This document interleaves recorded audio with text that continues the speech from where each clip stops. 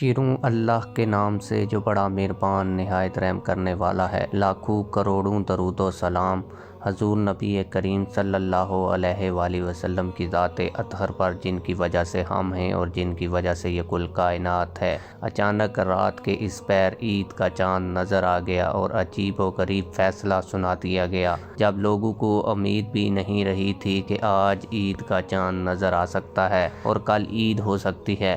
اکثر لوگ نماز تراویح ادا کر کے سو چکے تھے کہ صبح روزہ ہے اور آرام سے سحری کر کے صبح روزہ رکھیں گے۔ عید کے باقی رہ جانے والے کام بھی لوگ ادھورے چھوڑ کر سو چکے تھے۔ پھر پتہ نہیں کیسے رات تقریباً 12 بجے رویت ہلال کمیٹی کو چاند نظر آ گیا اور اچانک عید کا 29 روزوں کے بعد کرنے کا فیصلہ سنا دیا گیا۔ کچھ لوگ صبح سحری کے لیے اٹھ گئے تھے اور روزہ رکھنے کی تیاری کر رہے تھے کہ پتہ چلا کہ کل عید ہے۔ یہ بات ہے غالباً سن 2020 یا 2021 کی، جب پہلی دفعہ مفتی منیب الرحمن صاحب کو رویت ہلال کمیٹی کی چیئرمین شپ سے ہٹا دیا گیا تھا اور چیئرمین رویت ہلال کمیٹی مولانا عبدالخبیر آزاد کو بنا دیا گیا تھا، اور یہ عجیب و غریب فیصلہ بھی مولانا عبدالخبیر آزاد صاحب نے ہی رات 12 بجے عید کے چاند کا فیصلہ کر کے سنایا تھا۔ آپ کی اس کے اوپر کیا رائے ہے؟ کمنٹس میں یہ ضرور بتائیے گا۔ کیا آپ لوگوں کو بھی پتہ ہے کہ